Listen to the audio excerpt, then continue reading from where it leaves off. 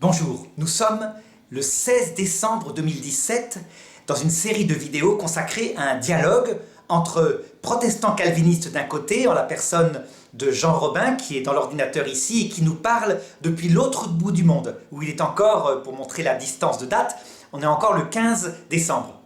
Voilà. Et puis la personne catholique, c'est-à-dire l'Église catholique romaine, à travers moi qui m'appelle Arnaud Dumouche, qui suis théologien catholique. Avant de commencer, le thème étant aujourd'hui l'élection inconditionnelle, eh bien, Jean voudrait, je crois, faire deux petites annonces. Voilà, c'est pas les petites annonces d'Élie, mais c'est pour être, et là c'est un peu moins rigolo, mais un grand pasteur calviniste vient de décéder. Alors il était américain, il s'appelait R.C. Sproul, R.C. Sproul en français, prononcé de la manière française. C'était vraiment un grand théologien que moi je suis depuis plusieurs années et qui m'a beaucoup inspiré, parmi tant d'autres. Hein. Et donc il vient de décéder à 78 ans, donc je voulais lui rendre hommage puisque c'était là il y a quelques heures. Et puis la deuxième annonce, c'est que donc on vient de sortir pour les 500 ans de la Réforme un livre avec un catholique qui s'appelle Échange viril entre un protestant et un catholique, avec mon ami Samuel Landon, que vous trouverez dans toutes les bonnes librairies. Voilà. Pour aller plus loin que nos débats avec Arnaud. Et puis Samuel, il a sa sensibilité aussi, donc c'est intéressant de voir peut-être les différences qu'il y a entre vous. Elles ne sont pas majeures, mais il y en a quelques-unes quand même. Voilà. Alors Jean, je te propose de présenter d'abord la foi calviniste sur cette élection inconditionnelle. Et ensuite, je présenterai la foi catholique en quelques phrases, et puis nous ferons le débat. Voilà, donc là c'est assez simple. Hein. Donc l'homme étant totalement dépravé, il ne peut choisir Dieu, selon la foi calviniste, et donc c'est Dieu qui va élire de toute éternité des hommes, donc pas tous les hommes, mais certaines personnes, selon son bon plaisir, comme dit la Bible, et donc ces gens-là eh bien, seront appelés par Dieu et seront donc justifiés, donc prédestinés, appelés, justifiés et glorifiés, comme nous l'explique Romains 8, 28 à 30. Et donc, ils ne pourront pas faire quoi que ce soit, quelque œuvre que ce soit, pour plaire à Dieu et participer à leur élection. Voilà la définition, je dirais, de l'élection inconditionnelle, là où des arminiens, donc, catholiques ou autres, vous croyez, je crois, qu'il faut que l'homme participe d'une manière ou d'une autre à son salut. Alors, la foi catholique exacte, je la précise, hein, l'homme n'est pas entièrement détruit, perverti par le péché originel, mais il est complètement incapable de se tourner de manière naturelle vers la vie surnaturelle. Donc, effectivement, non pas parce qu'il est complètement perverti, mais parce qu'il n'a qu'une vie naturelle, c'est Dieu qui le choisit, c'est Dieu seul qui choisit. Voilà, donc ce n'est pas tout à fait la même raison chez les catholiques. Hein.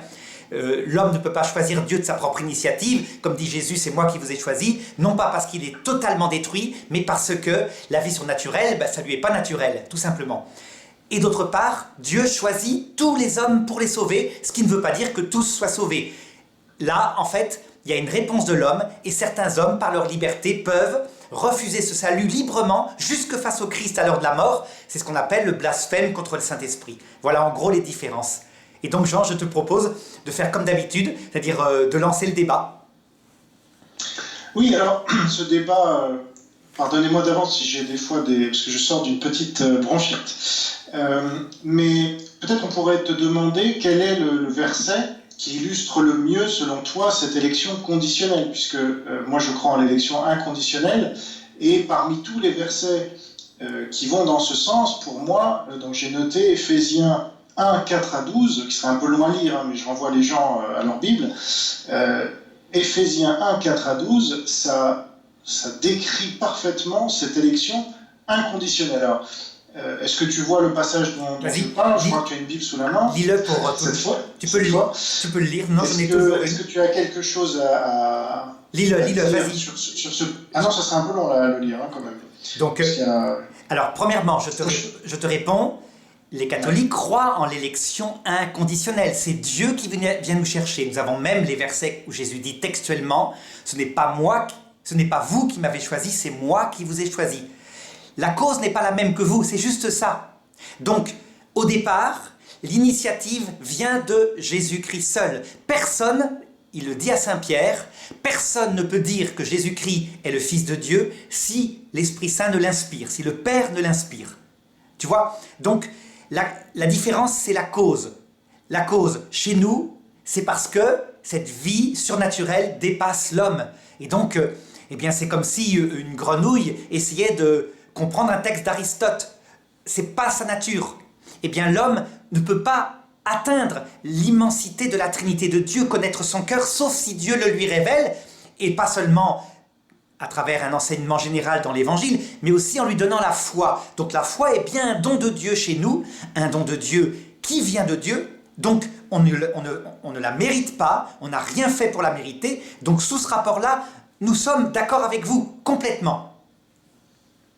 C'est ensuite que ça change, hein. C'est ensuite que ça change. Oui, mais je ne suis pas d'accord sur le fait qu'on soit d'accord, parce que si on regarde ce verset d'Éphésiens, bon, je vais lire le début, par exemple. « En lui, Dieu nous a élus avant la fondation du monde, pour que nous soyons saints et irrépréhensibles devant lui, nous ayant prédestinés dans son amour à être ses enfants d'adoption par Jésus-Christ selon le bon plaisir de sa volonté. » Vous interprétez ça comment? Parce que nous, pour nous, ça veut dire qu'il y a certaines personnes qui sont prédestinées, c'est tel que cela veut dire. Ça veut dire, avant qu'on commette la moindre œuvre, Dieu nous choisit ses élus et dit, oui, vous serez élus et les autres non. Alors que vous dites, tout le monde sera élu, mais en fait, tout le monde ne sera pas élu. Donc c'est là où Dieu se contredirait et c'est là où je ne comprends pas. En fait, c'est le problème, Jean, de toute la difficulté d'avoir l'écriture seule. Parce qu'en fait, tu cites ce verset-là, mais moi je peux t'en citer d'autres qui vont dans ton sens, qui sont bien plus forts. Regarde par exemple, Romains 8, 29. « Car ceux que d'avance Dieu a discernés, il les a aussi prédestinés à reproduire l'image de son Fils. » Ça veut dire que certains, eh bien, il ne les a pas discernés. Et donc, il ne les a pas prédestinés, ça va dans ton sens. Il y aurait donc une décision de Dieu pour que certains aillent en enfer. Mais il y a pire. Il y a 2 Thessaloniciens chapitre 2, 10, où il dit « Ces hommes-là ont cru à toutes sortes de tromperies du mal, et ces tromperies sont adressées à ceux qui sont voués à la perdition, pour n'avoir pas accueilli l'amour de la vérité qui leur aurait valu d'être sauvés. » Et ça continue. Regarde, Dieu, c'est pourquoi Dieu leur envoie une influence qui les égare, qui les pousse à croire au mensonge. Donc on se dirait, ça va complètement dans ton sens. Le problème, Jean, c'est que c'est ce qu'on appelle un choix. Un choix. Ça veut dire que vous choisissez des versets que vous mettez en valeur, et c'est logique, je dirais, c'est le propre de tous ceux qui cherchent avec la Bible uniquement. Mais les autres versets de la Bible qui ne vont pas dans le sens de votre thèse, vous ne les choisissez pas, vous ne les voyez pas. C'est ce qu'on appelle en grec le choix, ça se dit hérésein. Voilà. Alors je vais te montrer des versets qui sont contradictoires et tu vas me dire, mais donc la Bible dit tout et l'inverse de tout. Je t'avais dit, oui, la Bible seule. Ben, tu vas voir, je te les lis. Regarde. Le Verbe était la lumière véritable qui éclaire tout homme. Tout homme. Il venait dans ce monde, c'est Jean chapitre 1, verset 9. Donc tu vois le début de l'évangile selon saint Jean. Ensuite, Hébreux chapitre 2, verset 9. Il fallait que par la grâce de Dieu, au bénéfice de tout homme, le Christ goûta la mort. Tout homme.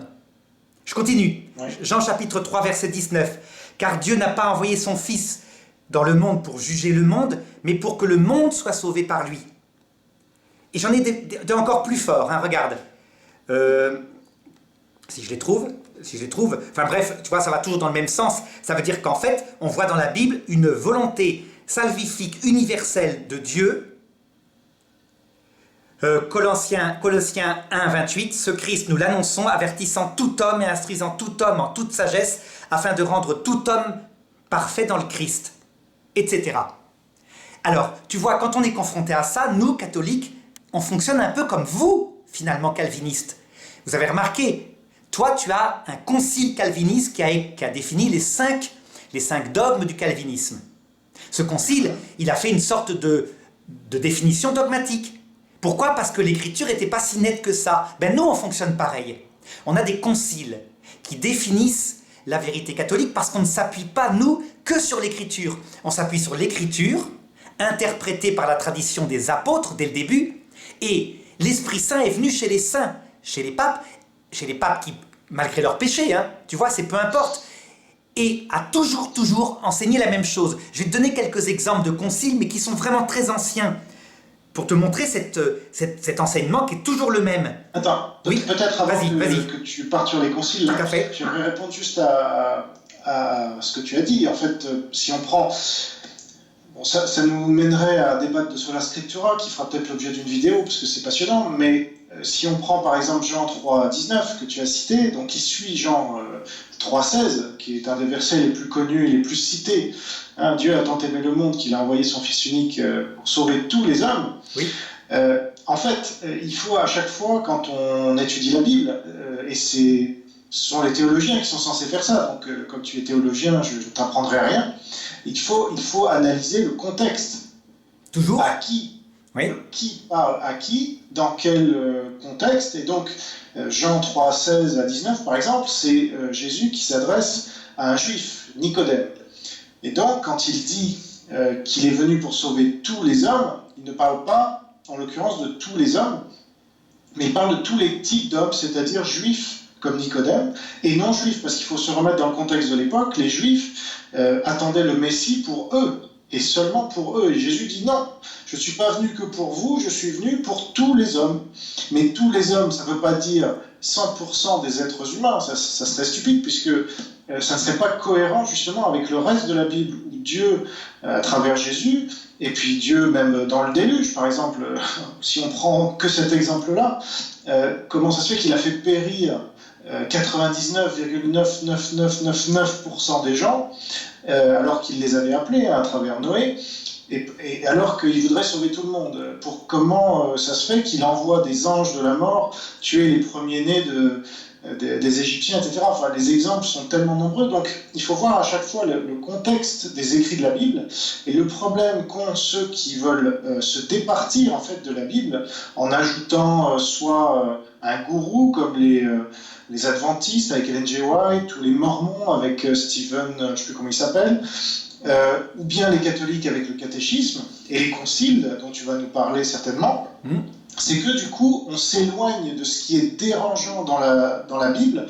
mais qui est très clair, et tu ne pourras pas interpréter, tu ne pourras pas trouver tout et son contraire justement dans la Bible si tu t'en tiens à l'exégèse des langues qui sont écrites, le grec ancien et l'hébreu ancien, pour le Nouveau Testament et l'Ancien Testament respectivement. Tu verras bien qu'il ne s'agit pas de tous les hommes, tout comme par exemple quand on parle du monde, on ne parle pas du monde entier. Par exemple dans Luc 2.1, là Dieu ne nous parle pas du monde entier quand il parle des Romains qui taxent le monde entier. C'est bien le mot monde qui est employé, mais évidemment les Romains ne taxaient pas le monde entier, ils taxaient quand il est dit le monde, là ça veut dire le monde romain. Voilà, mais c'est dans le contexte qu'on peut le comprendre, et ça serait donc idiot de dire que dans Jean 3,16 par exemple, ou Jean 3,19 que tu as cité, il s'agit de tous les hommes pris individuellement sans la moindre exception. Regarde, je t'ai laissé parler parce que je vais te donner un autre texte, peut-être l'un des plus forts, que j'ai gardé justement pour voir comment, avec le contexte, tu vas l'interpréter. C'est 1 Timothée chapitre 2, versets 3-4. Voilà ce qui est bon et ce qui plaît à Dieu notre Sauveur, lui qui veut que tous les hommes soient sauvés et parviennent à la connaissance de la vérité. Car Dieu est unique, unique aussi, le médiateur entre Dieu et les hommes, etc. Ça, c'est un verset qui est très connu chez les arminiens. Il n'y a pas que les catholiques qui s'en servent comme étant un des soi-disant les plus puissants ou forts pour démontrer cela. Parce que tes amis mormons, nos amis mormons, témoins de Jéhovah, pentecôtistes et adventistes n'ont de cesse de répéter ce verset à l'envi. Et donc ça m'a amené à le traiter sur mon site Sauveur Parfait. Je renvoie aux curieux qui nous écouteraient, qui voudraient avoir une explication calviniste de ce verset, qu'il ne s'agit pas en fait de tous les hommes pris individuellement, mais de tout type d'hommes. Et dans le contexte, c'est très clair, c'est les Grecs, les rois, les riches, les puissants, les faibles, etc. Donc tout type d'hommes et non pas tous les hommes pris individuellement. Voilà. Alors, en tout cas, je peux te dire qu'il y a une chose qu'on partage là-dedans, c'est que pour nous, catholiques, puisqu'on fonctionne, tu vois, avec ces textes et leur apparence contradiction, nous catholiques, on est d'accord, tous les hommes ne seront pas sauvés puisqu'il y a possibilité de l'enfer. Que l'enfer, pour nous, c'est un choix libre à travers le blasphème contre l'Esprit Saint, c'est clairement dit dans l'Écriture. Mais, en tout cas, les conciles, puisque ce débat a vraiment eu lieu, les conciles qui sont donc des réunions de l'Église unies au pape avec cette protection de l'Esprit Saint, selon nous, qui rend infaillible, pas sur tout, mais sur la doctrine de la foi, les conciles ont tranché, ont vraiment donné l'interprétation catholique, ce qui nous permettra de faire ce débat.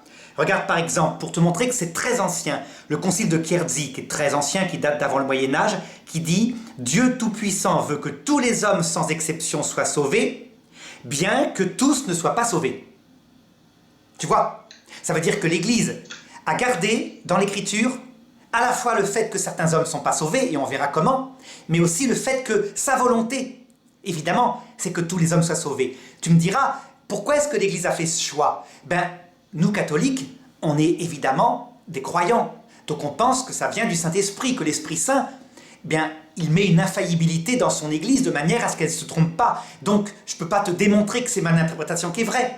Je peux juste te dire qu'elle est cohérente. Elle est cohérente avec l'idée suivante, c'est que Dieu s'est fait homme et est mort sur la croix. C'est vrai que le gros problème du calvinisme, c'est de penser que Dieu s'est fait homme et est mort sur la croix, avec la décision que certains, de toute façon, sont damnés puisqu'ils ne sont pas libres. Ça ne sert à rien, puisque d'autres sont choisis, et donc c'est pas librement. Il y a un problème. On voit bien à quoi sert la passion dans ce cas-là, si tout est déterminé à l'avance sans la liberté de l'homme. Mais je vais te montrer maintenant, tout de même, le texte du Concile de Trente, qui est le plus fort parce qu'il s'adresse directement aux calvinistes. Ça sera intéressant, ça va permettre de comprendre nos débats. Le Concile de Trente, tu vois, à peu près 16e siècle, c'est justement après la naissance du calvinisme, et donc l'Église catholique doit se prononcer sur ces débats qu'on est en train de faire. Alors, le Concile de Trente, est-ce que j'ai mis ce texte? Je ne sais pas. Je vais le trouver. Ah, tu as peut-être quelque chose à dire en attendant? Oui, voilà, pour répondre à ce que tu viens de dire. Alors, donc, Jésus, on nous dit, il est venu pour sauver son peuple. Donc ça, il faudra quand même qu'on nous explique en Matthieu 1, 21. Et d'ailleurs, petite parenthèse, mais Dieu s'adresse à Joseph et pas à Marie, donc ça met Marie même de côté. Pourquoi Dieu ne s'adresse pas à Marie, sa préférée, selon vous? Mais non, il s'adresse à Joseph, pour lui dire, voilà, elle enfantera un fils, tu le prénommeras Jésus, donc c'est même pas Marie qui le prénommera par l'intérieur. Enfin, c'est pas, Dieu ne s'adresse pas à Marie pour lui dire tu le prénommeras, il s'adresse à Joseph. Bon. Mais bon, je mets ça de côté, et il lui dit, cet enfant, il est venu, et donc tu l'appelleras Jésus, et parce qu'il est venu pour sauver son peuple du péché. Et donc là, il ne dit pas, il est venu pour sauver tout le monde. Et donc, c'est pas un problème des calvinistes de penser que Jésus a pratiqué la passion pour sauver son peuple, parce que sinon il y aurait un double, comment te dire, ceux qui ont été condamnés parce qu'ils sont pécheurs, ils seraient déjà condamnés, et en plus, ils seraient une nouvelle fois condamnés par Dieu. Tu comprends? Alors qu'il y a une seule condamnation, c'est celle d'être pécheur, et donc, parce qu'on est pécheur, on va en enfer. On ne peut pas être une deuxième fois condamné parce qu'on n'aurait pas choisi Jésus, tu comprends? Ce ne serait pas, l'équilibre spirituel n'y serait pas. Alors que dans la vision calviniste... Le pécheur, tout homme est pécheur, au départ, par le péché originel, qui est le choix d'Adam, mais ce n'est pas un péché volontaire. Tu sais que dans la doctrine catholique, le péché originel, il est volontaire chez Adam et Ève, mais les bébés qui en héritent n'ont pas... c'est pas par un acte volontaire de leur part, c'est simplement qu'Adam et Ève ont choisi pour eux qu'ils seraient conçus sans la présence de Dieu. Donc il y a des péchés non volontaires. Et donc, en toute logique, si Dieu est juste, les bébés ne vont pas être condamnés pour ce péché originel qui ne vient pas d'eux. Oui, sauf que cette distinction que vous faites, que vous opérez entre péché volontaire et involontaire, la Bible ne le fait pas. En Éphésiens 2.3, Paul nous dit « Car nous étions tous, par nature, des enfants de colère. » Et donc, par nature, justement, par nature, un péché de nature, c'est pas un péché de personne. C'est un péché de l'humanité en tant que descendante de parents. Un peu comme si, par exemple, un parent décide de ne pas baptiser son enfant, l'Esprit Saint va obéir, va pas venir dans son cœur. C'est pas un péché de l'enfant, c'est une décision des parents. Donc toi, tu penses qu'un bébé n'est pas pécheur puisqu'il n'a jamais commis de péché, c'est ça? Si, parce que la notion de péché n'est pas une notion de culpabilité personnelle. La notion de péché, c'est simplement, c'est pas la notion de faute, si tu veux. La notion de péché, c'est la notion de séparation de Dieu. Et donc, dans les péchés, il y a des péchés non volontaires, comme le péché originel, qui est un péché de nature, qui est volontaire chez Adam et Ève, hein. Attention, à la base. Tu vois? Et alors, quand Jésus dit, par exemple, pour te montrer que c'est beaucoup plus large que la faute, pardonne-leur, ils ne savent pas ce qu'ils font, ou à un moment donné, ils n'ont pas de péché parce qu'ils ne savent pas ce qu'ils font, ça te montre que l'absence de connaissance peut excuser toute faute. C'est d'ailleurs ce que font tous les juges. Quand un juge juge d'un crime où la personne ne savait pas qu'elle tuait, par exemple, un accident, hein, du style, elle a roulé sur quelqu'un parce qu'elle n'avait pas vu qu'il était couché sur la route, la personne ne va pas être condamnée. Oui, mais au final, est-ce que vous considérez qu'un bébé est pécheur ou pas? Parce que je comprends pas, il ne pêche pas volontairement Un péché, selon vous, mais est-ce oui, qu'il est pécheur ou pas? il est pécheur en ce sens qu'il est séparé de Dieu. Voilà. Il est mort à la vie spirituelle, mais sans faute de sa part. Sans Donc faute. il mérite l'enfer. Il mérite en soi, techniquement, l'enfer, au point que saint Thomas d'Aquin dit que les enfants morts sans baptême vont aller en enfer, sans souffrir, hein, mais dans les limbes éternelles, ça revient au même, séparés de Dieu. Et l'Église catholique a rejeté cette doctrine de saint Thomas d'Aquin avec le pape Benoît XVI en 2007, en disant « ça ne peut pas coller avec le dogme, puisque le dogme dit, Concile de Chierdzi, Concile Vatican II, je te le lis, le Concile Vatican II, hein, c'est un dogme, on en avait déjà parlé, parce que Dieu est mort pour tout homme, c'est Gaudium et Spes 22.5, c'est le seul dogme solennel, on peut dire du Concile Vatican II, puisque le Christ est mort pour tout homme, nous devons tenir que Dieu propose son salut à tout homme par un moyen connu de lui, un moyen que l'Église ignore, hein, en ce qui concerne les bébés, mais un moyen connu de lui, tout homme se voit proposer le salut. Tu vois, dans l'Église catholique, il y a une netteté qui un peu fonctionne comme chez vous, avec des conciles et conciles calvinistes, mais cette netteté se prononce différemment. Ah oui, nous on n'a pas de pape, on n'a pas d'évêque, enfin on n'a pas tous ces trucs-là. Et moi ce qui me dérange profondément dans cette vision finalement, c'est que nous, il y a un seul concile qui a eu lieu à Dort en 1600 et quelques, mais qui n'a fait que traduire par écrit une compréhension de la Bible qui ne repose que sur la Bible. On ne va pas essayer de fuir ce qui nous est dit là. Parce qu'à un moment ou à un autre, il faut bien regarder les choses en face. Soit on dit, bon, sur la Scriptura, ça ne me convient pas, parce que je trouve que si on s'en tient à la Bible avec une exégèse précise, contextuelle, etc., à ce moment-là, ça ne me convient pas parce que Dieu est injuste, un peu ce que tu as dit tout à l'heure. Dieu serait injuste parce qu'il ne sauverait pas tous les hommes. Et donc moi, ça ne me convient pas, être humain, sauf que là, le problème, et donc je vais chercher une autre source dirigée par l'Esprit Saint ou je ne sais pas quoi, et plutôt que la Bible seule. Oui, donc, tout à fait. Là, on soumet les catholiques ne sont pas des gens du livre seul. Nous ne sommes pas des gens du livre seul. D'ailleurs, Jésus n'a rien écrit. La tradition des apôtres est le premier des canaux de la révélation, puisque c'est elle qui a produit la Bible, enfin les évangiles et le Nouveau Testament 20 ou 30 ans ou 40 ans plus tard. Donc chez nous catholiques, église fondée par les apôtres, la tradition orale, source de l'écrit, est confirmée, évidemment, par le magistère. Il y a donc 3 canaux de la révélation qui coopèrent ensemble, mais certainement pas le livre seul, puisqu'on peut tout lui faire dire. Je disais... C'est le contraire. C'est-à-dire qu'on ne peut pas tout lui faire dire, puisque c'est écrit, c'est fixé une bonne fois pour toutes. C'est écrit, mais comme je te disais, tu choisis, mais nous faisons pareil. Hein. Nous sommes en train de... Attention, je ne suis pas en train de dire l'inverse. Nous, catholiques, nous choisissons aussi, on est bien obligés, parce que au-delà des contextes, certains textes, tu me diras, mais le contexte, c'est contesté, justement. Chez vous aussi, protestants, beaucoup ne sont pas calvinistes, parce qu'ils contestent votre exégèse historico-critique en disant « Non, c'est pas ça que ça veut dire ». Le texte seul étant coupé de son auteur, puisque c'est des textes morts, on peut l'interpréter de 1000 façons.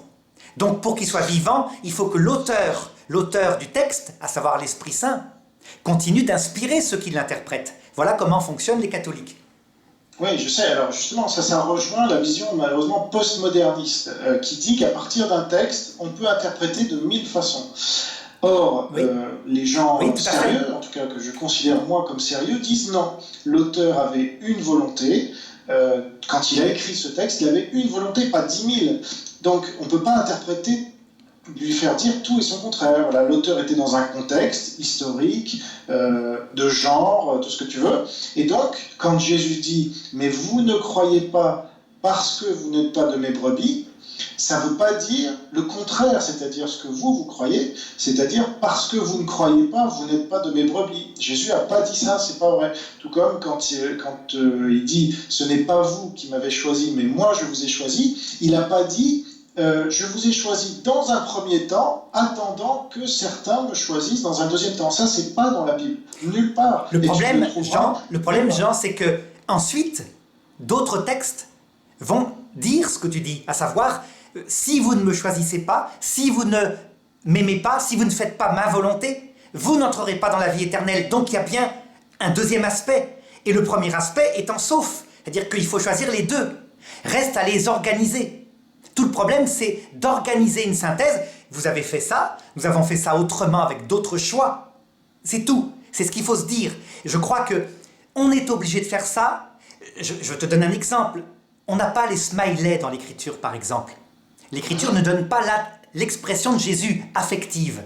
Alors que maintenant, sur l'informatique, tu as des smileys pour indiquer. Ben, tu constates que quand tu écris à quelqu'un sur Internet une plaisanterie, mais que tu oublies de mettre le smiley avec un grand sourire, la personne va peut-être le prendre au premier degré en disant « mais il est méchant, il m'a envoyé une méchanceté », alors qu'en fait tu étais au second degré.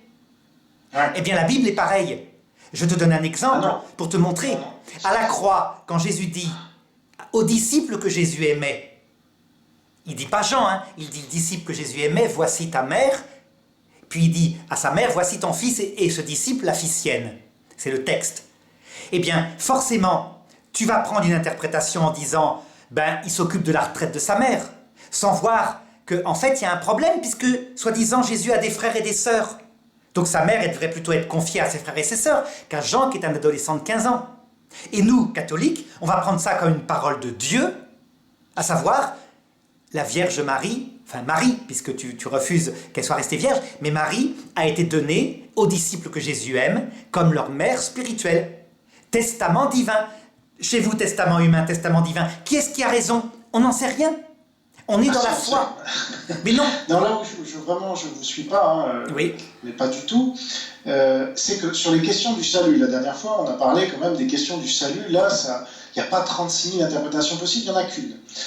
Et donc, quand, par exemple, vous trouvez Dieu injuste, en fait, Paul répond d'avance à votre objection. Donc c'est même pas une question de smiley, là, c'est que il savait quand il écrivait que voilà, en citant Malachie 1:2, j'ai aimé Jacob et j'ai haï Ésaü, tu sais. Oui. Il reprend cette citation, ce verset de Malachie 1:2 en Romains 9.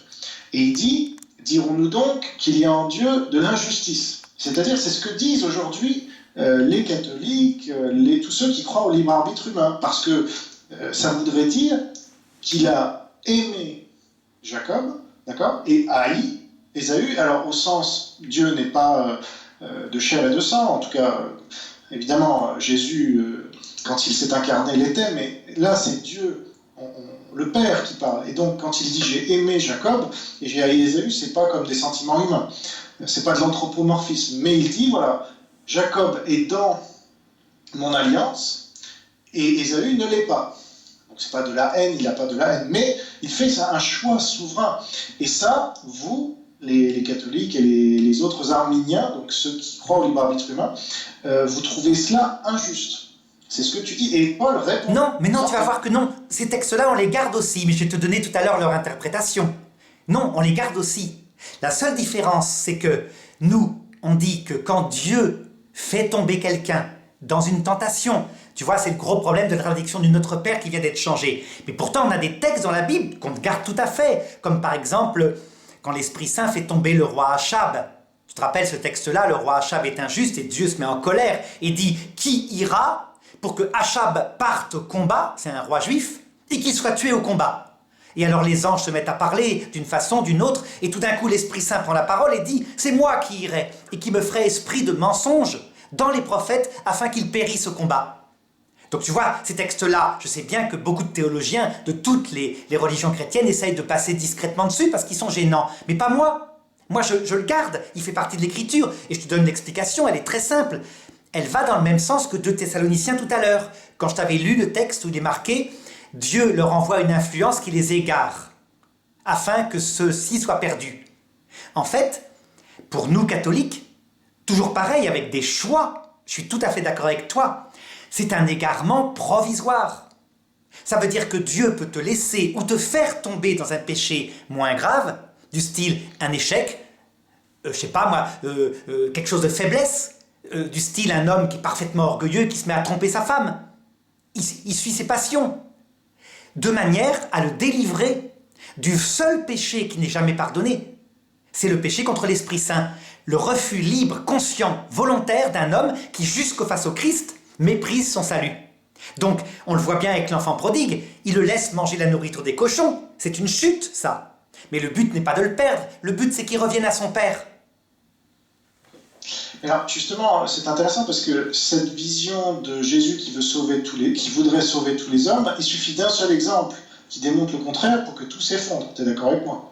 Non, parce que, je t'ai dit, le salut du côté de Jésus, le salut est une alliance chez nous, alliance, comme un mariage. Donc il y a 2 aspects à considérer. Ce que fait Jésus est parfait, est accompli à la croix totalement. Et les protestants ont tendance à dire, en regardant les catholiques, mais vous ajoutez qu'il faut la réponse de l'homme pour l'alliance. Et donc, ça veut dire que le salut de Jésus n'est pas parfait, puisque l'homme a quelque chose à faire.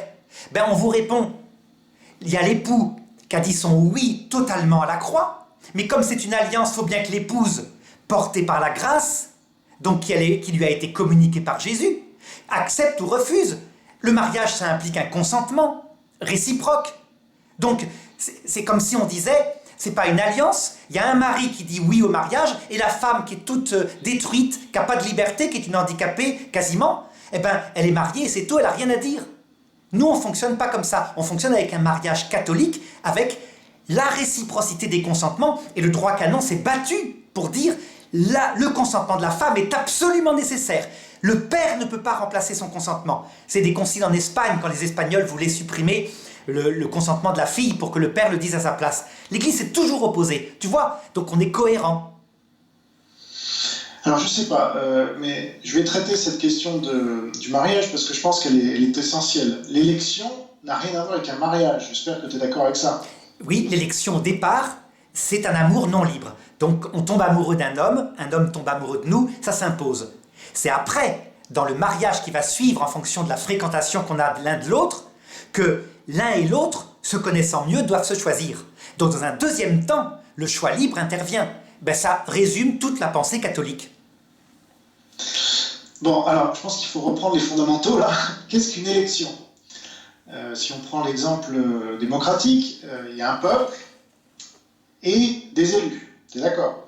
Bon, on ne peut pas confondre les deux. Oui. Ils n'ont rien à voir. On ne peut pas mettre les deux sur un pied d'égalité. Ils n'ont rien à voir. Bon. Donc c'est ça l'élection, c'est pas le mariage. Un mariage, c'est effectivement, tu as 2 personnes à égalité qui vont faire un choix libre, plus ou moins libre, après on peut en discuter, ils vont se choisir, bon. Mais ils seront au même niveau. Là, le problème quand vous prenez cette... mais vous êtes obligé, parce que vous êtes dans cette théologie-là, du mariage, qui ne figure nulle part dans la Bible, encore une fois. C'est Saint Paul, Épître aux Éphésiens. Le mariage est un grand sacrement, je veux dire, c'est l'image de l'union du Christ et de notre âme, ou de l'Église. Oui, mais je vais juste finir sur ma métaphore, parce que cette comparaison du mariage, en fait, elle met au même plan le Créateur et ses créatures. Oui. Donc elle rabaisse le Créateur, qui est tout en haut, et elle monte les créatures pour le mettre à un niveau qui serait à peu près d'équilibre. Donc déjà, pour moi, c'est un double péché de l'Esprit, et contre l'Esprit Saint. Là, pour le coup, si on veut parler de péché contre l'Esprit Saint, c'est enlever Dieu de son trône pour le rabaisser et monter l'homme donc plein d'orgueil évidemment et d'arrogance, qui va pouvoir être un peu au même niveau que Dieu. Bon. Donc pour moi, ça n'a absolument rien à voir. Une élection, il y a quelqu'un, c'est le contraire du choix libre. C'est quand des électeurs choisissent un politique, ben, il y a plein de politiques qui se présentent, et puis ceux qui ne sont pas choisis, ils ne peuvent pas s'imposer et dire si finalement vous m'avez choisi parce que je le veux bien. Non, c'est pas comme ça que ça se passe. Il y en a un qui choisit et pas l'autre. Tout le monde qui veut se présenter se présente, beaucoup d'appelés, mais à la fin, peu d'élus. Et les élus, ce sont les électeurs qui les choisissent. Et Macron, il est tout seul. Il n'y a pas d'autre président de la République que lui en ce moment, en tout cas. Tu vois le rapport ? Moi, je vais plus loin que toi, Jean. Si je suis l'évangile selon saint Jean, ce que tu as décrit, c'est parfaitement la foi catholique. Que Dieu s'abaisse et qu'il élève l'homme pour fonder un amour d'amitié. Tu vois, quand saint Jean, l'évangile selon saint Jean, dit « Je ne vous appelle plus serviteur. Vous êtes mes amis parce que je vous ai révélé qui est le Père. » L'amitié, ça implique une égalité de droits. Je suis tout à fait d'accord que Dieu a une nature infinie et l'homme une nature de petite créature. Donc au niveau de la nature, il n'y a pas d'égalité. C'est au niveau des droits que Dieu nous élève. Et je vais plus loin, Jean. Je crois que dans l'Évangile, on peut lire textuellement que Dieu nous élèvera au-dessus de lui.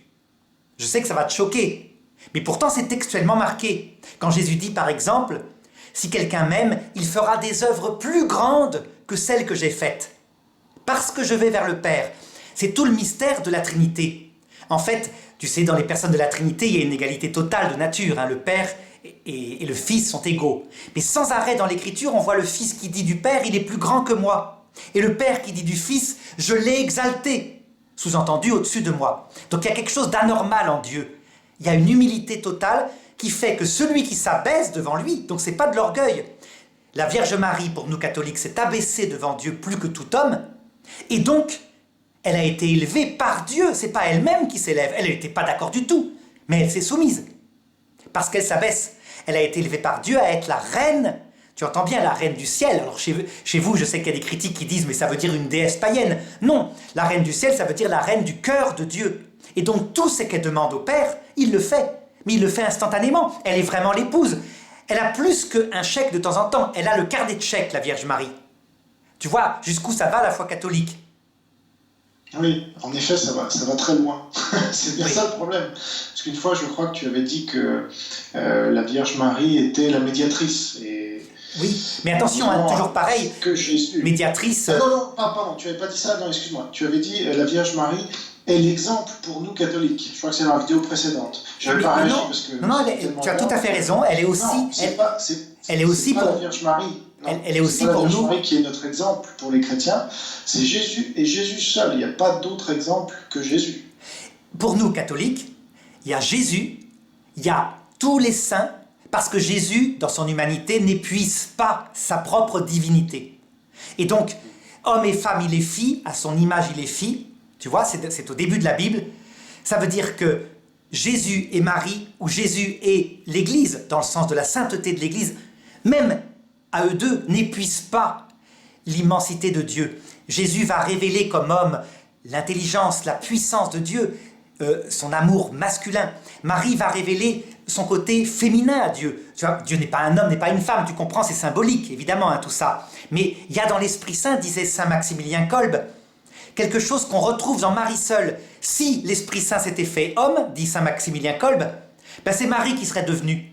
Parce qu'elle révèle quelque chose d'autre, le silence, l'humilité, la tendresse, la présence à la croix qui ne parle pas, qui n'agit pas, mais si ce n'est par la présence d'amour.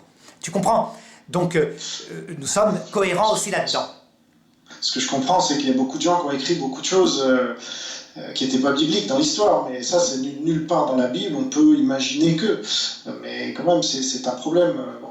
Mais pour revenir sur l'histoire du mariage, tu dis que l'Église respecte cette institution et tout ça, et pourtant vous interdisez à vos prêtres de se marier. Alors toi, tu es bien marié, tu es théologien, mais alors pourquoi les prêtres ne pourraient pas se marier? Ce qui est nulle part dans la Bible. Au contraire, comme tu le dis, le mariage là, entre deux êtres humains, là, je ne parle pas de la métaphore que je récuse pour ma part, entre de mariage, là où je vois moi une élection pure et simple, Paul fait l'apologie du mariage, Bien sûr. y compris pour les prêtres. Alors pourquoi le refuser aux prêtres, et ce qui malheureusement crée des problèmes que tu connais bien, hélas, parce que quand on contraint la sexualité d'une personne qui a des besoins naturels, fait un vœu de chasteté, c'est quasiment impossible à tenir. Je connais personne au monde qui serait capable, à part s'il était castré ou eunuque, de tenir ce vœu, quoi. C'est inhumain. Donc imposer ça aux prêtres, c'est déjà anti-biblique et anti-nature humaine, si tu veux. La décision du célibat des prêtres n'est pas une décision du Christ, c'est une décision de l'Église au Moyen-Âge avec Saint Grégoire le Grand, parce qu'il y avait des lignées de prêtres de génération en génération qui se donnaient les paroisses. Donc les vocations s'écroulaient. Donc le pape Saint Grégoire a décidé qu'il serait demandé aux prêtres de suivre, puisque être prêtre c'est pas une nécessité, c'est une vocation, de suivre le conseil évangélique de Saint Paul. Je voudrais que tous soient comme moi, qu'ils soient célibataires. Mais c'est une loi de l'Église qu'elle peut changer demain, que peut-être le pape François changera. Qui d'ailleurs, il y a certains prêtres qui sont ordonnés parce qu'ils viennent de l'Église protestante, ils étaient pasteurs, et donc l'Église les ordonne prêtres, et ils restent mariés. Par contre, ce que tu aurais dû plutôt dire, c'est les moines. Les moines, eux, c'est pas pareil. Les prêtres, c'est une décision d'Église. Les moines sont dans un choix libre, volontaire, que signale Jésus. Certains se font célibataires pour le royaume de Dieu. Voilà. Ça ne veut pas dire qu'ils ne sont pas des tentations et des faiblesses. Par contre, il y a une chose que je voudrais récuser. C'est les accusations médiatiques qui disent que certains prêtres, à peu près 2%, ont été pédophiles parce qu'ils étaient célibataires. Non, tu sais bien, Jean, quand un homme est célibataire et qu'il a des besoins et qu'il brûle, il va prendre une maîtresse. Non, l'Église a bien défini avec Benoît XVI, elle a fait des études, que ces prêtres-là ont touché à 97% des petits garçons ou des adolescents. C'était la partie des prêtres qui étaient homosexuels. C'est eux qui se sont rendus coupables en majorité de la pédophilie. C'est gravissime et donc le pape Benoît XVI a interdit, en 2007, le sacerdoce aux homosexuels. Voilà. Oui, mais d'où tous les je ne vais pas rentrer là-dedans, c'est pas le sujet, mais Calvin déjà, dans son institution de la religion chrétienne, dénonçait, tu parlais des moines, dénonçait tout ce qui pouvait s'y passer dans les monastères. C'était pas joli à voir. Il y a des déviations. Les enquêtes qui ont été menées démontraient justement une homosexualité débridée là-dedans. Et on peut les comprendre, puisqu'ils étaient cloîtrés entre hommes. Non, je crois pas. Je crois que la dénonciation, c'était plutôt qu'il y avait des maîtresses qui rentraient. Tu vois, faut bien voir, l'homosexualité n'a pas de rapport avec le célibat. C'est autre chose. Je sais bien, dans les prisons, certains manquent de femmes et parfois se servent de jeunes comme femmes, on peut dire ça. Mais c'est différent, ce sont des gens pervertis.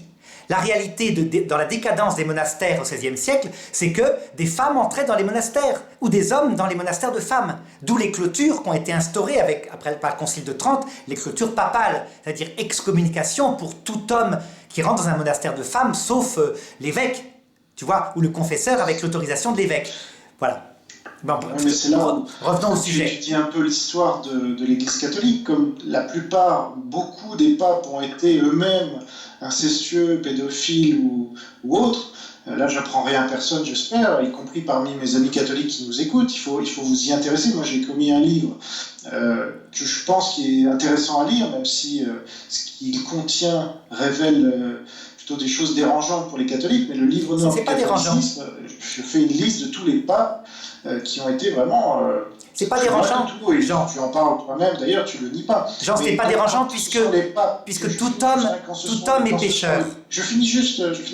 Quand ce sont les papes qui disent, donc ces papes incestueux, pédophiles, polygames et autres, qui disent « Ah non, maintenant il faut mettre des choses pour interdire la polygamie ou les maîtresses, etc. » on rigole un peu, quoi. Non, parce que ce ne sont pas les mêmes. Saint Grégoire le Grand n'est pas polygame. Saint Grégoire le Grand qui instaure ça, c'est un grand pape. Après, il y a des décadences, mais tu vois, c'est un peu comme toute l'humanité. Tu as des cycles de renouveau, des cycles de décadence. Et c'est partout pareil. Ça veut dire que si on regardait tout homme, sans exception de toutes les religions, on verrait ces cycles. L'Église, elle a 2000 ans, donc c'est normal qu'il y ait eu des pécheurs. Je dirais, il faut plutôt, tu vois, un peu, quand on est confronté au péché du passé, regarder, comme dit Jésus, la paille et la poutre, toujours. C'est-à-dire son propre péché à soi. Je crois qu'il faut prier pour ces papes et ces évêques, parfois, et ces prêtres, et ces fidèles qui ont commis des péchés. Parce qu'ils payent pour leurs péchés maintenant dans l'autre monde. Il faut prier pour leur salut. Nous y croyons. Est-ce qu'ils se sont repentis? On ne sait pas. Ceux qui ne se sont pas repentis, eh bien, ils sont en enfer. Et ceux qui se sont repentis, ils sont passés par le purgatoire. Mais nous, il n'est pas question de nous prononcer sur la damnation de quelqu'un, même de Judas. On ne canonise que parce que Dieu fait un miracle pour prouver, pour affirmer de haut du ciel qu'une personne est au paradis, pas en enfer. Alors juste pour revenir sur le sujet, parce que cette élection inconditionnelle, ça a l'air de pas grand-chose, et toi-même tu dis, bah, nous aussi les catholiques on est pour, alors que non, c'est pas du tout ce qu'on comprend par élection inconditionnelle, nous les calvinistes. Et en fait, la manière dont vous procédez, je trouve, est un peu subtile, et donc j'aimerais éclaircir un peu les choses justement pour nos auditeurs catholiques et non catholiques. Quand vous dites l'homme quand même va devoir choisir à un moment après que Dieu ait choisi, bon, en fait, ça a pour conséquence quoi? Ça a pour conséquence que le choix de Dieu n'est pas souverain. Ça veut dire qu'au final, ce n'est pas Dieu qui choisit. Soit il choisit pas. Mais on peut pas... c'est vrai, si Dieu, par exemple, te choisit, toi Arnaud Dumouche, d'accord? Admettons. Il te choisit. Et toi, si tu lui dis, eh ben non, j'ai ma liberté, moi je ne te choisis pas. Est-ce que Dieu t'aura choisi au final? Oui. Non.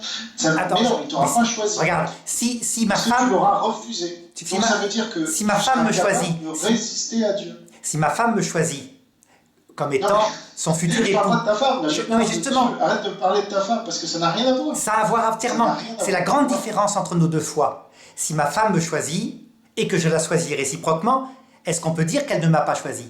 Je réponds comme ça répond très simplement. Est-ce que ta femme t'a créé? Ma femme ne m'a pas créé. Ma femme ne m'a pas créé, mais deuxième étape... Est-ce qu'elle t'a envoyé en enfer? Non. Mais l'enfer, Dieu n'envoie personne en enfer. Encore une fois, il faut que tu comprennes la cohérence de la foi catholique. Dieu n'envoie personne en enfer, c'est l'homme. C'est l'homme. Regarde, je vais te montrer un exemple, tu vas voir, c'est la réponse à Calvin. Concile de Trente, donc décret 17, canon 17 sur la justification.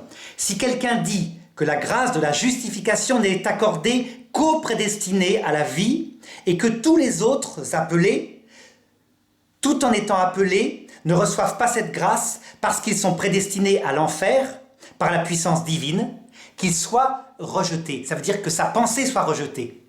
Tu vois, ça veut dire que l'Église catholique a bien précisé sa foi. Le péché contre l'Esprit Saint est un péché libre. Ça, on en avait discuté la première fois. Et si Dieu dit dans l'Évangile « Va-t'en loin de moi maudit », c'est parce que ceux qui sont en enfer réclament la vision béatifique. Ils ne sont pas idiots. Ils savent parfaitement que voir Dieu, c'est ce qui va les équilibrer. Le seul problème, c'est qu'ils la réclament par convoitise et non pas par amour et par humilité. Donc Dieu les rejette, évidemment. Mais c'est bien eux. Ils refusent les conditions du paradis qui sont l'humilité et l'amour de Dieu et du prochain. Donc ils se mettent en enfer. Et en enfer, nous ajoutons catholiques que Dieu ne les punit pas plus. C'est simplement les conséquences de leur vie insensée coupée de Dieu, coupée du prochain, qui se répandent en eux. Donc tout ce que décrit la Bible, le feu, les grincements de dents, c'est leur rage, c'est leur cœur vide, etc. Mais Dieu leur donne tous les biens qu'ils veulent, une galaxie s'ils veulent. Ils sont richissimes, mais ça leur apporte rien. Tu comprends? Le péché contre l'Esprit Saint est un péché pleinement libre, parce que pleinement lucide et pleinement volontaire. C'est la foi catholique. Oui, c'est la foi catholique et je crains que ça n'entraîne trop de gens vers l'enfer, précisément. Si tu leur dis, ben, vous pouvez avoir une galaxie et puis, waouh, moi je peux avoir une galaxie, ben, ça doit être top l'enfer. C'est top. Et c'est pour ça que pour nous, beaucoup se damnent. Parce que quand ils sont confrontés à l'heure de la mort, à la vue de Jésus, et qu'ils voient les inconvénients du paradis, à savoir renoncer à soi-même, perdre tout pour gagner tout, tu vois, dans l'amour. Donc, comme dit saint Augustin, c'est l'amour de Dieu et du prochain poussé jusqu'au mépris de lui, il dit. Mépris, carrément. Et que tu vois que l'enfer, c'est l'amour de soi poussé jusqu'au mépris de Dieu et du prochain. Ben, prends quelqu'un comme Adolf Hitler. L'amour de Dieu et du prochain jusqu'au mépris de soi. Mais il n'en a rien à fiche, peut-être. J'espère que non, mais à mon avis, non, il n'en a rien à fiche. Surtout que tu n'as pas peur, puisque l'enfer, c'est choisi librement. Tu peux en sortir quand tu veux, mais tu n'en sors jamais tellement tu es libre. Donc personne ne sort de l'enfer pour nous catholiques, non pas parce que Dieu les condamne, mais parce que jamais ils ne se repentent. C'est le péché contre l'Esprit Saint. Ouais. Alors, je ne veux pas relancer ce débat-là. Par contre, je veux revenir sur le fait que ce que vous entendez, vous, par choix de Dieu, n'en est pas un. Tout comme le fait de se sacrifier pour les hommes n'est pas, en fait, un sacrifice, puisque c'est potentiel. D'accord? Et le choix, il est potentiel. Oui, Dieu choisit, à condition que, donc, finalement, vous mettez une condition humaine sur le choix de Dieu. Et c'est ça que je trouve une folie, puisque si Dieu choisit, il n'a pas besoin de l'homme pécheur en plus pour valider sa décision. C'est lui qui a la meilleure décision possible, puisqu'il est Dieu, et c'est nous qui avons toujours la mauvaise décision. Donc pour que les choses se passent à la perfection, c'est-à-dire selon Dieu et non pas selon l'homme, il faut que ce soit Dieu qui impose ses choix à ces pauvres êtres humains qui sont incapables de faire le bon choix par eux-mêmes. Donc tu comprends, nous la vision calviniste, c'est Jésus ne s'est pas sacrifié en vain, ce qu'il aurait fait si le salut qu'il offrait à l'homme dépendait de l'homme, parce que dans ce cas-là, personne n'aurait pu le choisir. Alors, je sais que tu te rappelles au début de cette vidéo, on a lu des textes, certains allaient dans ton sens et certains dans mon sens, et moi je t'ai dit que l'Église catholique essaye de garder tous les textes, mais leur donne une interprétation qui est un choix. Donc sur la prédestination, il y a deux sens. Ça c'est la théologie catholique qui le dit. Il y a, premièrement, le mot prédestination peut s'appliquer à Dieu dans son éternité, qui éternellement sait qui sera en enfer, qui sera au paradis. D'ailleurs, je parle mal. On devrait dire plutôt qui éternellement sait qui est en enfer, qui est au paradis, parce que l'éternité est plus grande que tous les temps. Elle est au-delà des temps. Donc Dieu n'apprend rien. Sous ce rapport-là, on pourrait dire, Dieu, puisqu'il sait qui ira en enfer, il le prédestine à l'enfer. Tu vois? Donc il y a une part de vérité là-dedans. C'est sa science. Le seul problème, c'est que les calvinistes imaginent que cette éternité de Dieu influence le temps. Donc, que c'est Dieu, parce qu'il le sait, qui a fait que l'homme a choisi l'enfer. La réalité, c'est que le temps, Dieu est suffisamment puissant pour que l'homme, dans son temps à lui, le choisisse librement. Et c'est pourquoi ça ne s'oppose pas à une deuxième signification du mot prédestination, qui est la prédestination, je dirais, salvifique universelle, que Dieu meurt sur la croix parce qu'il veut sauver tous les hommes et qu'il veut que les hommes, dans leur liberté, qui sont dans le temps, là, pour le coup, puissent avoir tous les instruments pour être sauvés librement ou pour se damner librement. Alors, comment faut-il comprendre j'ai aimé Jacob et j'ai haï Ésaü, alors, selon toi? De la même façon, il y a sur Terre divers chemins. Tu constates que nous, chrétiens, on a une chance extraordinaire, on sait où on va. C'est un amour fantastique. On peut appeler ça un amour de Dieu. Il nous a choisis, vraiment. Mais ceux qui ne le connaissent pas, par exemple, prends des gens qui ont vécu à l'époque des Incas, où il fallait offrir des enfants en sacrifice en leur arrachant le cœur tout vivant. On peut dire, en ce sens-là, que Dieu ne les a pas aimés parce que ils sont passés par un chemin horrible. Mais ça ne veut pas dire qu'ils sont perdus.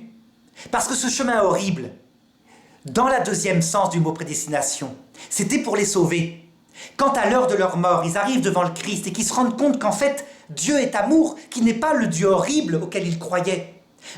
Par opposition, par contraste avec ce qu'ils ont cru, ils se jettent dans ses bras. Et donc ces gens-là seront peut-être au ciel les plus grands des saints, tellement ils ont été écrasés par l'esclavage de la terre. Quant à nous, catholiques ou protestants, qui savons où on va, donc on n'a pas peur, eh bien, peut-être que cet apprentissage, cette détresse, ce cœur brisé, on devra l'acquérir au purgatoire, auquel vous ne croyez pas, mais que nous on croit qu'il existe après la mort. Donc certains font le purgatoire en cette terre, d'autres après la mort, l'essentiel étant que, ultimement, Dieu a proposé son salut à tout homme. Alors, ne m'en veux pas Arnaud, mais ta réponse m'a fait penser un peu à ce grand humoriste français que les Belges appréciaient, je pense, beaucoup, et que lui-même appréciait beaucoup, qui s'appelait Coluche, parce qu'il disait notamment... Quand on pose une question à un technocrate, quand il a répondu, tu comprends même plus ta question. Et c'est exactement ça. Alors je vais te résumer les choses. Je t'ai demandé une question très simple. Dieu a haï Jacob. Ça veut dire, j'ai aimé Jacob et j'ai haï Ésaü. Donc, est-ce que tu m'as répondu? Il a donné à Jacob un chemin merveilleux, il a donné à Ésaü un chemin de difficulté, Ça ne veut pas dire que que l'un des deux est damné. Ça veut dire que l'un a pris le chemin sur terre de l'éloignement de Dieu et par là a été sauvé, et l'autre un chemin proche de Dieu et par là a été sauvé. Sauf s'ils ont commis un péché contre l'Esprit Saint. Donc haïr ne veut pas dire haïr en fait. Haïr ne veut pas dire haïr. Haïr veut dire ne pas donner toutes les bénédictions pour le moment. Pour le moment. C'est ça. Donc le monde veut bien dire tous les hommes, mais haïr ne veut pas dire haïr. Voilà, ça s'appelle un choix. Absolument. Non, c'est pas un choix, c'est une erreur. Non, c'est ça la différence. Ça s'appelle un choix. Ça veut dire que pour vous, tous les hommes ne veut pas dire tous les hommes, mais haïr veut dire haïr. Et pour nous, haïr veut pas dire haïr, mais vouloir sauver tous les hommes veut dire sauver tous les hommes. Tu vois, le propre de la foi, c'est ça. Et c'est la difficulté de l'écriture. Je pense que nos auditeurs vont le comprendre. Qui a raison? C'est à nos auditeurs de se faire un jugement en fonction de la cohérence. Parce que la cohérence ultime, c'est quoi? C'est la mort du Christ sur la croix. Si on contemple la mort du Christ sur la croix, il faut que tout le reste soit logique. Oui. Mais moi, je suis bien d'accord sur le fait qu'on ait fait un choix, nous les calvinistes, et le seul choix qu'on ait fait, c'est le choix de la Bible. Là où d'autres considèrent que la Bible ne se suffit pas elle-même. Par exemple, toi, est-ce que tu dirais que la Bible est suffisante? Non, la Bible n'est pas suffisante du tout. Ah voilà.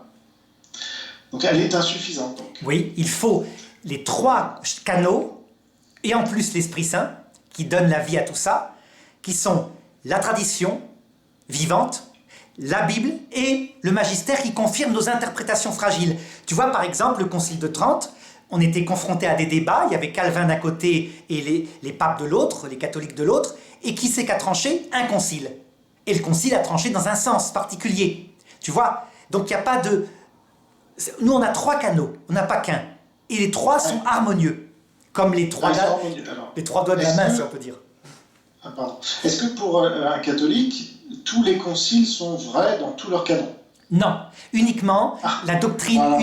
Mais tu vas voir, je t'explique. La doctrine universelle du salut est infaillible.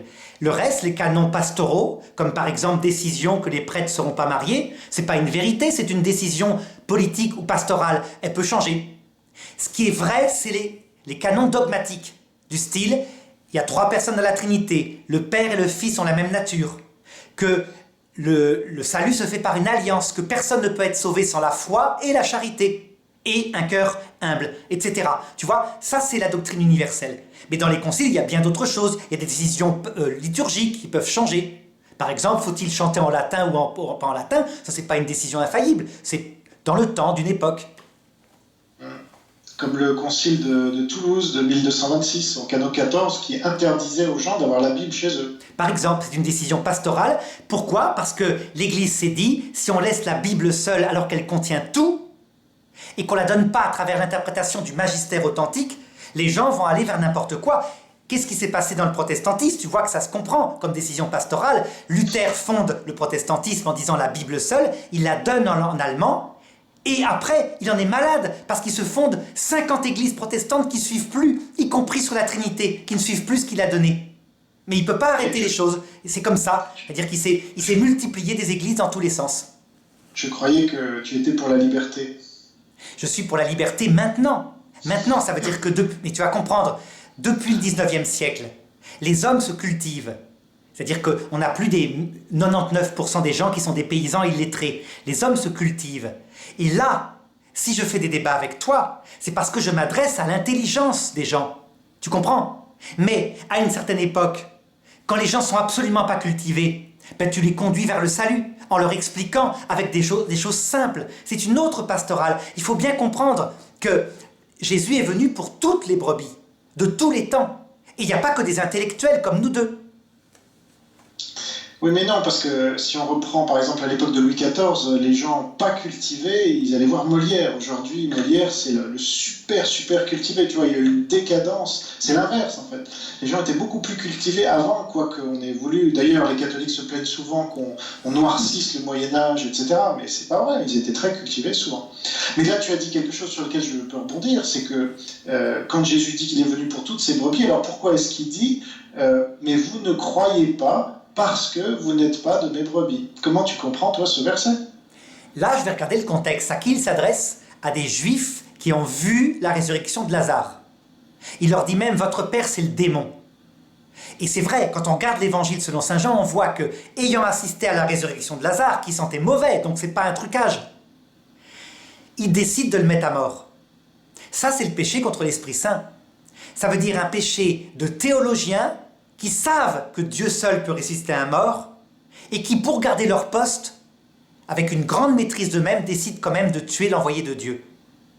Je ne sais pas si ces gens-là ont pu se repentir parce qu'ils n'ont pas envie de se repentir. Il est probable quand ils sont morts 30 ans plus tard, ils ont dit à Jésus qui apparaissait dans sa gloire, rien à foutre, on savait que tu étais le Messie, c'est pas le problème, on n'en a rien à foutre de ton message, nous on a choisi un autre message qui est celui de la liberté totale, orgueilleuse du démon. Votre Dieu c'est Satan, dit Jésus. Hein. Oui, sauf que là ce que tu expliques c'est le contraire de ce que dit Jésus. Jésus dit, mais vous ne croyez pas parce que vous n'êtes pas de mes brebis. Toi tu dis, mais parce que vous ne croyez pas, vous n'êtes pas de mes brebis. Non, c'est les deux ensemble. C'est-à-dire ça, si tu veux, l'un produit l'autre et l'autre produit l'un. Ils sont orgueilleux. Du coup, le message d'amour de Jésus et d'humilité, même prouvé par des miracles, ils n'en ont rien à faire. Prouvé par des miracles, ils veulent le combattre parce que ça ne leur correspond pas. Ils veulent un Dieu puissant, un Dieu qui soit maître, qui, je dirais, donne le salut à des gens comme eux, qui sont des gens bien, pas aux prostituées et aux pécheurs. C'est leur choix. Mais non, une brebis ne choisit pas son berger, elle le suit. Elle le suit. Et c'est ce que dit Jésus après, vous me connaissez, mes brebis me connaissent, ou je les connais, elles me suivent, je leur donne la vie éternelle et elles ne périront jamais. Et voilà, et c'est aussi simple que ça, c'est-à-dire que quand Dieu choisit souverainement des gens, eh ben, ils ne se posent pas la question, ils le suivent comme moi je l'ai suivi parce que je ne me suis pas posé la question. Avant qu'ils me choisissent, ben, je ne l'ai pas suivi parce que je ne me posais pas les questions, pour moi c'était évidemment faux, c'était du truc de Père Noël. Comme le dit mon père aujourd'hui, et lui il me voit aujourd'hui suivre Jésus, il ne comprend pas, parce que moi je suis plus dans son truc de Père Noël, et c'est moi qui lui dis, c'est toi qui crois au Père Noël. Tu vois Jean, parce que tu ne crois pas à Jésus. Cette analogie que tu prends de la brebis, elle répond parfaitement à la question que tu m'as posée tout à l'heure, pourquoi au Moyen-Âge l'Église interdisait d'avoir la Bible? Parce que les gens étaient des brebis, ça veut dire qu'ils étaient peu cultivés, souvent. Et donc, il leur fallait des choses simples, comme les vitraux, etc. Mais l'analogie de Jésus, c'est pas seulement brebis. Après, ça passe à enfant. Et après, il va plus loin. Il dit, vous êtes l'épouse. Vous êtes mon épouse. Ça veut dire une femme libre. Eh bien, on peut dire que l'humanité, elle a changé. Et la pastorale de l'Église aussi a changé, avec parfois l'influence positive de Calvin et de Luther, qui ont donné la Bible aux autres. Il fallait le faire à un moment donné. Mais à un moment donné, brebis, puis progression vers enfant, puis progression vers homme libre, capable de juger avec ses vidéos. Eh bien, c'est le choix que fait pastoralement l'Église maintenant. Un choix avec des défauts. Par exemple, les intégristes chez nous disent non, il faut remettre les gens comme brebis. Il ne faut pas leur laisser la liberté, il y en a plein qui se perdent. Ben, l'Église a fait le pari que les brebis entendront la voix du bon berger et iront vers lui. La voix du bon berger à travers l'évangile tel qu'elle l'annonce elle. Et vous faites le pari évidemment inverse. Hein. À travers l'évangile tel que vous l'annoncez vous, c'est cohérent. Oui, mais sauf qu'à aucun moment il est parlé de l'épouse pour parler des élus. L'épouse, c'est l'Église, c'est-à-dire le rassemblement des élus, ce qui n'a rien à voir. On ne peut pas mélanger les deux. Rappelle-toi la parabole des vierges folles. Tu te rappelles? Les vierges, il y a 3 vierges qui ont de l'huile à leur lampe, c'est pas l'Église, hein, c'est 3 personnes. 5. Oui, il y en a d'autres qui n'ont plus d'huile, et ce sont des personnes qui n'ont pas la charité. Donc c'est aussi notre personne individuelle, notre cœur, voilà. Les vierges, il faudrait rentrer dans le détail de cette parabole, effectivement, quand il nous est dit que celles qui ont l'huile, c'est-à-dire l'Esprit Saint, attendent le mari patiemment, comme il est demandé de veiller, et celles qui ne l'ont pas leur demandent, et elles le refusent. Et donc, ça montre bien que la foi, elle ne se partage pas. On peut essayer d'évangéliser, mais au final, ce ne sont pas les gens qui vont convertir les autres. Et là, on reste dans notre sujet, parce que l'élection inconditionnelle, ça veut dire que l'homme n'y peut rien, et donc, il y a 2 systèmes. Un qui dit c'est Dieu qui convertit, l'autre qui dit c'est Dieu et l'homme qui doit choisir, répondre à l'appel de Dieu. À ton avis, lequel de ces 2 systèmes favorise la conversion de force et lequel la défavorise? ni l'un ni l'autre. D'abord parce que ce ne sont pas deux systèmes comme ça, tu l'as un peu déformé. Il y a effectivement un système qui dit que c'est Dieu qui convertit, et le système catholique dit que c'est Dieu qui convertit, mais que l'homme ensuite peut choisir ou refuser ce choix, un peu comme la graine tombée au bord du chemin, un chemin sec ou un chemin avec une bonne terre. Tu vois? C'est ce que je dis. Donc c'est pas tout à fait pareil. Dans les deux cas, nous sommes d'accord, c'est Dieu seul qui nous choisit, mais effectivement. Alors, les conversions de force, elles ont été pratiquées dans les deux cas. Pourquoi? Parce que certains calvinistes se sont dit, eh bien, ou certains protestants, comme la foi, c'est elle qui sauve, eh bien, il faut apporter la foi et quelquefois de force. Donc ça a été fait en Afrique, etc. Certains catholiques aussi. Mais universellement, du côté protestant comme catholique, à la fin, on a vraiment reconnu que c'était un péché et que la foi était un don de Dieu. Voilà. Ça veut dire que des erreurs, on peut en trouver, mais que la foi de nos deux églises consiste à dire que c'est la foi est un don de Dieu, on ne peut que la proposer et c'est Dieu qui la donne. Ouais, alors là je suis pas tout à fait d'accord, parce que déjà, quand tu dis en Afrique, il y a très peu de calvinistes qui ont évangélisé en Afrique. Déjà, c'était surtout des pentecôtistes qui ne sont pas protestants, et donc, selon nous, ce ne sont pas des héritiers de la Réforme.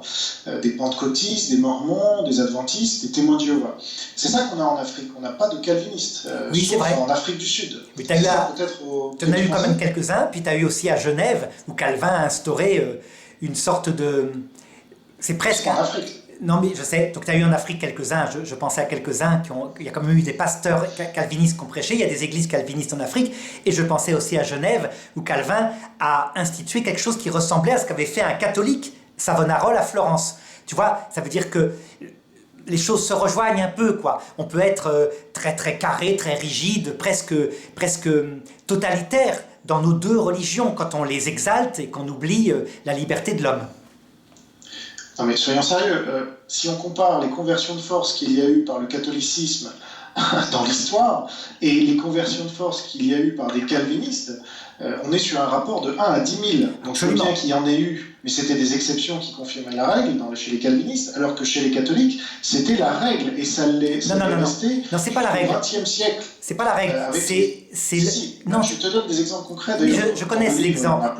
Je connais ces exemples. Où sont allés les catholiques en Amérique du Sud, même jusqu'au XXe siècle, les Oustachis avec les orthodoxes, pendant la Deuxième Guerre mondiale, ils ont ouvert des camps de concentration. Jasenovac, c'est le plus connu, c'est le 3e plus grand camp de concentration de la Deuxième Guerre mondiale, où il y a eu des milliers et des milliers de conversions de force d'orthodoxes par les catholiques. On n'a pas d'exemple similaire. Ce n'est pas la règle, ce sont des déviations. Ça veut dire qu'en Amérique du Sud, ce sont les conquistadors qui ont fait ça. Et très vite, le pape a réuni un concile, le concile de Valladolid, pour définir que c'était quelque chose d'horrible, d'absurde. Il y a eu la conversion de force des Saxons par Charlemagne, et là vraiment, à un moment donné, il a été... tu sais, le peuple avait canonisé Charlemagne, l'Église l'a décanonisé à cause de ça. Ça veut dire qu'il ne faut pas confondre des déviations de certaines périodes réelles, que je ne vais pas nier, et puis la doctrine universelle de l'Église, qui est la même que vous, à savoir la foi est un don de Dieu. Les conquistadors, il faut bien comprendre, en 1492, eh bien, ce sont des gens qui viennent de combattre les musulmans en Espagne. Bien, ils prennent les mêmes méthodes. Ils arrivent en Amérique du Sud, ils arrivent à conquérir l'Amérique du Sud, ils appliquent les méthodes du djihad qu'ils ont pratiquées depuis plusieurs centaines d'années contre l'islam. Donc tu vois, ces choses-là ne peuvent pas identifier nos religions. On ne peut pas identifier nos religions à ces choses-là qui sont des déviations, même si ça a eu lieu. Je ne suis pas en train de nier ce que tu dis. Oui, mais si, en fait, le problème de départ, c'est que ça vient d'une mauvaise interprétation. Je pense que j'en avais parlé dans la toute première vidéo qu'on a faite, de Saint Augustin, pour les versets Luc 14, 23 et 24, contraint-les d'entrer. Et donc, on en revient à notre sujet, parce que quand on pense, comme les calvinistes, que Dieu seul convertit, l'homme ne peut pas même convertir de force. Ça n'existe pas. Bien sûr. Dans la théologie calviniste, ça ne peut pas exister puisque l'homme ne peut pas convertir. C'est Dieu seul qui convertit. De même genre que les conversions qui ont été obtenues parfois en donnant de l'argent ou en donnant du pain, un peu comme ça c'est fait aussi en islam. Et l'islam a la même doctrine. L'islam dit pas de contrainte dans la conversion. Et puis, de fait, ils l'ont pratiqué. Ça veut dire qu'il faut bien, tu comprends, ils l'ont pratiqué sans arrêt. Ils ont même condamné à mort ceux qui changeaient de religion. Mais il faut bien comprendre la doctrine et puis des déviations ponctuelles. Sinon, on peut réduire toutes les religions au pire. Et c'est ce que fait actuellement le monde. Le monde actuel, pour combattre les religions, met le focus sur les points de mal qui existent. Mais par exemple, tu ne peux pas réduire une femme que tu aimes à un point noir qu'elle a sur la peau. Non, mais je veux pas réduire. Déjà, je veux pas mettre le catholicisme au même niveau que l'islam, parce que vraiment, il y a un univers de différence. Donc, non, sur certains actes ponctuels, on peut vraiment se comparer. Il faut être modeste. De même, les protestants, les massacres protestants, je t'ai dit la dernière fois que ça a été immensément plus nombreux et terribles dans la guerre de religion au XVIe siècle que ceux des catholiques, pour une raison simple, qui ne tient pas que les protestants sont plus méchants que les catholiques. C'est simplement parce qu'il n'y a pas de droit canon.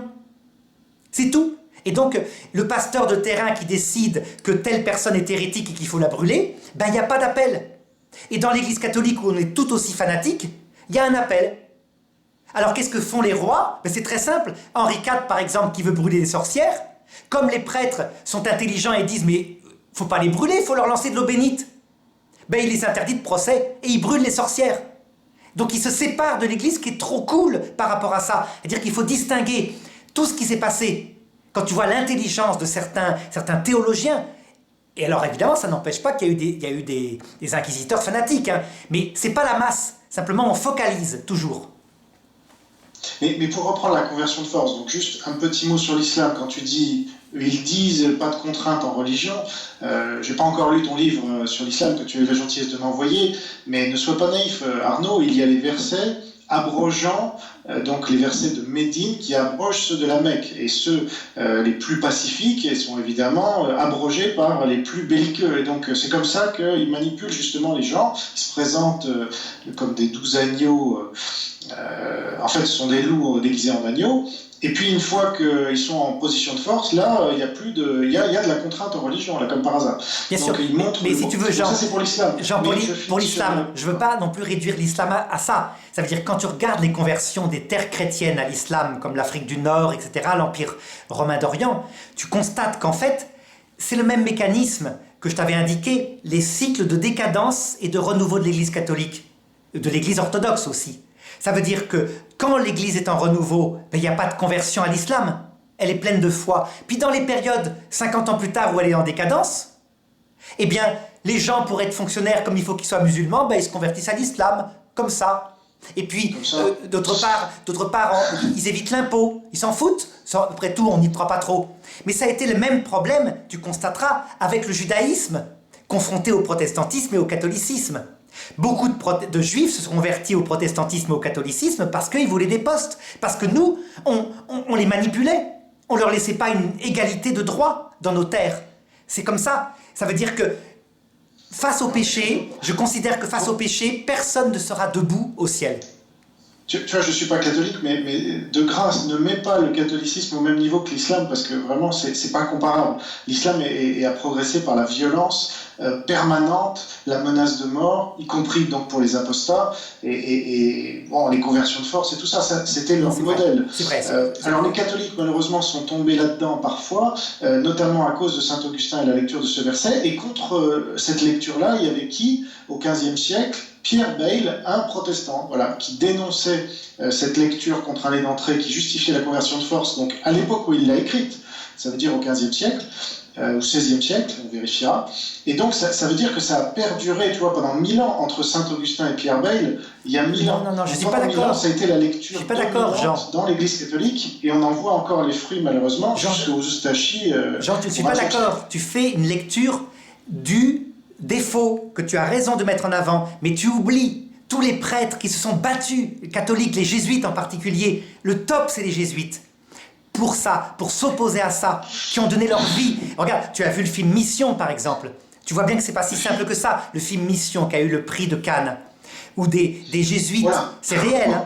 Une raison pour ne pas le regarder, parce qu'il a le prix de Cannes. Non, parce que c'était à une époque où Cannes n'était pas comme ça, comme il est maintenant. Ce sont des jésuites qui, confrontés au royaume espagnol et portugais, qui veulent dominer leur immense mission, qui sont formidables, qui sont riches, où ils apprennent à jouer au violon, aux Indiens, etc., eh bien, qui vont se battre par la prière, pour certains, et par la guerre, pour d'autres, pour empêcher qu'on massacre leur mission. Tu vois, ils se sont battus pour la liberté, pour empêcher les conversions de force. Il y a des martyrs canonisés pour ça. Mais tu as raison de dire qu'il y avait des prêtres qui avaient des esclaves aussi, ça existe. Tu as raison de dire que des prêtres les ont traités comme des chiens, ça existe. Que des conquistadors n'en parlons pas. Donc, mais il ne faut pas mettre le doigt que sur ça, c'est plus complexe l'histoire humaine. Tu vois, c'est comme si maintenant on mettait le doigt sur les prêtres en disant ils sont pédophiles, alors que tu constates dans les chiffres, aux États-Unis où ils ont été jugés, il y a moins de prêtres pédophiles que de pasteurs pédophiles. Il y a 2,7% de prêtres pédophiles, 3,2% dans le dossier de Boston, de pasteurs qui ont été coupables et condamnés pour pédophilie. Ça veut dire que Boston, c'était 4%, hein, mais bon. Non, ça c'est toujours pareil. Moi, je ne veux pas rentrer dans ce genre de détails. 4%, c'est... D'un point de vue théologique, pour en rester à la théologie, expliquer comment une croyance dans le libre arbitre humain menait plus nécessairement, ça j'espère qu'on sera d'accord quand même là-dessus, à la possibilité de la conversion de force, qu'elle soit par la violence ou par la tentation, comme tu l'as dit, ou autre, que le fait de croire que l'homme n'y est pour rien. Si l'homme n'y est pour rien, il n'a aucune capacité sur la conversion d'autrui. Il peut juste évangéliser, puisque Dieu le lui demande, mais au final, c'est Dieu qui choisit et pas l'homme. Voilà. Dans les deux cas, c'est pas logique la conversion de force. Si l'homme est libre, le forcer, c'est abuser de sa liberté. Si l'homme n'est pas libre, le forcer, c'est abuser du choix de Dieu. Dans les deux cas, c'est contradictoire. Voilà. Bon, on terminera sur cette dissonance, mais en tout cas, oui, parce que là, ça fait un peu plus d'une heure qu'on parle, hein, je crois. Oui, c'est bien. Et je crois qu'on a fait le tour de ce sujet, une fois de plus, hein, vraiment. J'espère que ça aura intéressé les auditeurs. Je crois que c'est passionnant. C'est vivant, en tout cas. C'est vivant. Voilà. Bien, écoute, je te remercie, et puis on se donne rendez-vous pour la semaine prochaine, alors. Voilà, sur le thème suivant, qui sera vraiment encore plus intéressant, même si tout se recoupe, qui est... je crois, Jean, tu avais dit c'était quoi? Jésus n'est pas venu, ou Jésus est-il venu pour sauver tous les hommes? Voilà. À la prochaine fois. À la prochaine fois. Salut Arnaud. Au revoir.